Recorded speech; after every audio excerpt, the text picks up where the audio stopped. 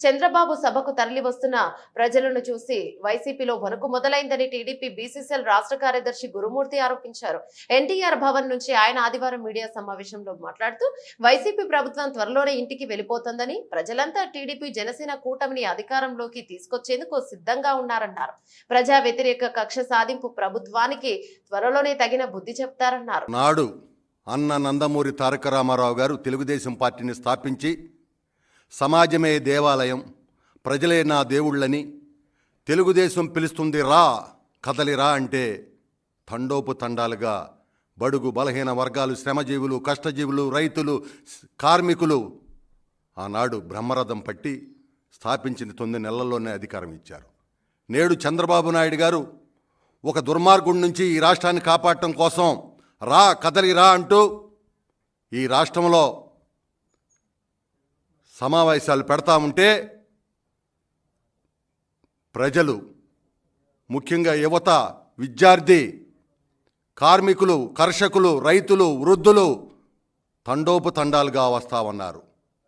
ఈ జనాన్ని చూసినటువంటి తాడేపల్లి పిల్లి ఈ ముఖ్యమంత్రి జగన్ రెడ్డికి, వాళ్ళ మంత్రులకి భయం పట్టుకుంది. ఎందుకంటే 2-3 నెలల్లో వీళ్ళు ఇంటికి వెళ్ళిపోవటం ఖాయం అనేది వీళ్ళకి నిర్ధారణకు వచ్చేసారు. ఈ జనం సునామీని చూసి తట్టుకోలేకపోతా ఉన్నారు. ఎందుకంటే ప్రజల్ని మోసం చేసి అధికారంలోకి వచ్చినటువంటి వ్యక్తి జగన్మోహన్ రెడ్డి. ఒక్క అవకాశం అని చెప్పి నాడు ఒక్క అవకాశం ఇవ్వండి, నా తండ్రి చనిపోయాడు, నా బాబాయిని చంపేశారు, నన్ను హత్య చేయబోయారని ప్రజల్లోకి వెళ్ళి కంటినీరు పెట్టుకుని పిల్లాళ్ళలాగా ఏడిస్తే, ఒక్క అవకాశం ఇస్తే 5 సంవత్సరాలు పరిపాలన చేస్తే 50 సంవత్సరాలు ఈ రాష్ట్రాన్ని అన్ని రంగాల్లో కూడా వెనకబడేట్టు చేసినటువంటి దుర్మార్గుడు జగన్మోహన్ రెడ్డి. ఇవాళ ఈ సమాజంలో ఉన్నటువంటి ఎస్సీ, బీసీ, ఎస్టీ, మైనార్టీ వర్గాలు ఎవరైతే ఉన్నారో వాళ్ళందరినీ కూడా సర్వనాశనం చేసేసాడు.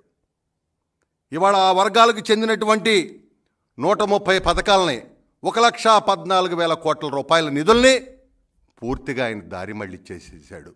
కనీసం ఎస్సీ కార్పొరేషన్ కానీ, బీసీ కార్పొరేషన్ కానీ, మైనార్టీ కానీ, ఎస్టీ ఒక్క రూపాయి ఈ రాష్ట్రంలో ఒక్కరికన్నా ఒక్క రూపాయి రుణం ఇవ్వలేదే. అంతేకాదు ఇవాళ ఏదైతే ఈ వర్గాలకు సంబంధించి విద్యను కూడా దూరం చేయాలని మోసం చేసిన దుర్మార్గుడు జగన్మోహన్ రెడ్డి. ఎందుకు చెబుతున్నానంటే ఈ మాట, ఆయన వచ్చిన తర్వాత బెస్ట్ అవైలబుల్ స్కూల్స్ దూరం చేశాడు ఎస్సీ, బీసీ, మైనార్టీలని.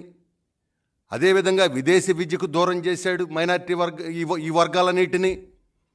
అంతేకాకుండా ఉన్నత విద్యా శిక్షణని రద్దు చేశారు.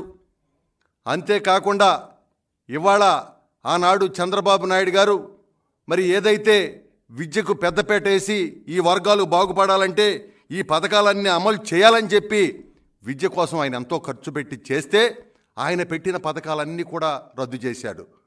ఇవాళ ఏదైతే ఫీజు రియంబర్స్మెంట్ ఉందో పీజీ విద్యార్థులకి దూరం చేశాడు. ఆ రోజు 16 లక్షల మందికి 10 లక్షల మందికే ఇస్తామన్నాడు. ఇవాళ ఇంత చేసి ఇంతమందిని ఆర్థికంగా, విద్యాపరంగా నష్టపడటమే కాకుండా బీసీలకు స్థానిక సంస్థల్లో రిజర్వేషన్ని 34% ఆనాడు నందమూరి తారక రామారావు గారు 20% ఇస్తే, చంద్రబాబు నాయుడు గారు 34% పెంచితే ఈ దుర్మార్గుడు 10% తగ్గించి 16,800 మందికి పదవులకు దూరం చేశాడు. అంతేకాకుండా ఇవాళ ఎస్సీ, బీసీ, ఎస్టీ, మైనార్టీ వర్గాలనే ఓచకోత కోసేశాడు. ఇవాళ దళిత బిడ్డల్ని చంపేశారు. అంతేకాకుండా దళితుడైనటువంటి సుబ్రహ్మణ్యాన్ని చంపి డోర్ డెలివరీ చేశారు. ఒక డాక్టర్ని మాస్క్ అడిగినందుకు పిచ్చివాణ్ణి చేసి నడి రోడ్లో చంపేసింది ఈ ప్రభుత్వం.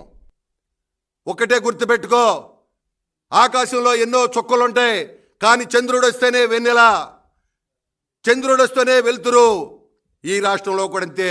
నారా చంద్రబాబు నాయుడు గారు ముఖ్యమంత్రి అయితేనే అభివృద్ధి, సంక్షేమం అని చెప్పి మరొకసారి తెలియజేసుకుంటూ ఈ రాష్ట్ర ప్రజలందరూ కూడా సిద్ధపడిపోయి ఉంటారు. ఎప్పుడు ఎన్నికలు వచ్చినా కూడా 160 సీట్లలో తెలుగుదేశం, పులివెందుల్లో తెలుగుదేశం గెలిపించడానికి సిద్ధంగా ఉండారని చెప్పి తెలియజేసుకుంటూ సెలవు తీసుకుంటా. నమస్కారం.